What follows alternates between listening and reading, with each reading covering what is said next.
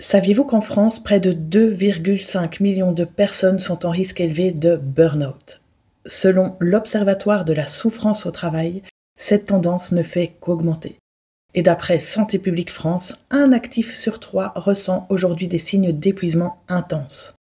Le burn-out n'est donc pas un phénomène isolé ou réservé à quelques profils fragiles, c'est un signal collectif. Un signal que quelque chose dans notre manière de vivre, de travailler, de gérer nos vies ne fonctionne plus.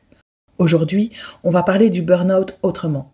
Pas uniquement comme une maladie professionnelle ou une crise de fatigue, mais comme un signal majeur, une sorte de cri intérieur qui dit « là, ça ne va plus ». Pour bien comprendre, il faut d'abord briser une idée reçue. Le burn-out ne vient pas uniquement d'une surcharge de travail. C'est une surcharge globale, mentale, émotionnelle, physique, qui s'installe petit à petit dans nos vies quotidiennes et ce n'est pas une explosion soudaine, c'est une érosion lente. C'est le matin où vous vous réveillez déjà fatigué. C'est la journée où vous vous surprenez à respirer en apnée. C'est cette sensation d'être au bord sans vraiment savoir où ni pourquoi. Le burn-out est défini par l'Organisation mondiale de la santé comme un syndrome lié à un stress chronique non géré et qui s'enracine bien au-delà du bureau. Il se nourrit de la charge mentale du quotidien, des responsabilités invisibles, des exigences qu'on impose ou qu'on nous impose. Ce qui alimente le plus, ce n'est pas seulement le trop-plein d'action, mais le sentiment d'impuissance, ne pas savoir comment agir, comment s'en sortir, avancer avec le poids d'un sac qui s'alourdit chaque jour un peu plus. Et ce poids se traduit par des signaux très concrets.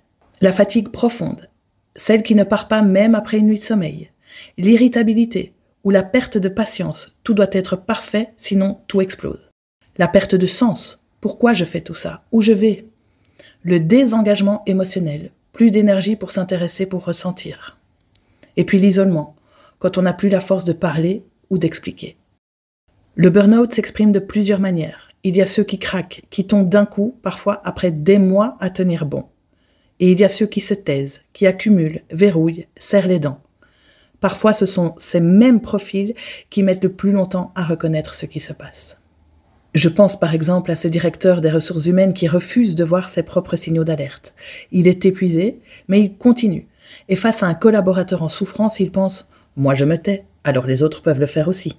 C'est une spirale dangereuse, le déni de soi devient rigidité envers les autres. Mais au-delà de l'épuisement, le burn-out est souvent le révélateur d'une perte de sens, ce moment où l'on tourne dans une roue de hamster en se demandant « pourquoi ? Pour qui ?» On avance, mais on ne sait plus pourquoi. Et c'est peut-être ça le plus douloureux. Ce signal ne concerne pas que la personne qui s'effondre, il touche tout le système autour. Dans la sphère familiale, l'irritabilité devient tension, la fatigue devient distance, la joie s'efface et les relations se crispent. Au travail, la communication se fige, la personne s'isole ou entre en conflit. Le burn-out est le symptôme visible d'un déséquilibre invisible dans nos vies, dans nos organisations, dans nos sociétés. Mais attention! Le burn-out n'est pas une fatalité, c'est un signal, et un signal, ça s'écoute, et ça se regarde. La première étape, c'est de reconnaître. Accepter que ce n'est pas un simple coup de fatigue, c'est le corps, la tête, le cœur qui tirent une sonnette d'alarme. La deuxième étape, c'est d'identifier les sources de surcharge, pas seulement au bureau, mais partout. Qu'est-ce que je porte? Qu'est-ce qui est réellement à moi? Qu'est-ce que je peux déléguer, rééquilibrer, poser? La troisième étape, c'est de retrouver du sens, se demander qu'est-ce qui est essentiel pour moi. Parce que le burn-out est souvent une crise existentielle déguisée. Il vient signaler que notre vie telle qu'elle est organisée ne nous correspond plus. Quatrième étape, poser des limites claires. Dire non n'est pas une faiblesse, c'est une protection, diminuer la charge invisible, redéfinir les priorités, réapprendre à respirer. Enfin, il faut aussi regarder au-delà de l'individu. Le burn-out n'est pas seulement un problème personnel, il révèle souvent un déséquilibre systémique dans la gestion d'une équipe, dans une organisation ou même dans une structure familiale. Repenser le cadre est parfois nécessaire pour éviter que tout ne recommence ou que tout bascule. Le burn-out n'est pas une honte, ce n'est pas un échec personnel, ce n'est pas une faiblesse, c'est une alarme puissante, une invitation à changer de rythme, de regard, de posture. Quand le corps dit stop, ce n'est pas parce qu'il est faible, c'est parce qu'il crie ce que nous avons cessé d'entendre. Alors je vous laisse avec une question.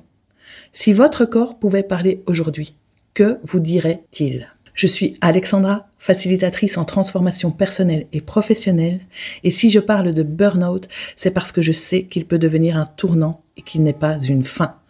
Un moment pour remettre du sens, retrouver un souffle et se réancrer dans une vie qui nous correspond. Merci d'avoir écouté ce podcast. Je vous dis à très bientôt.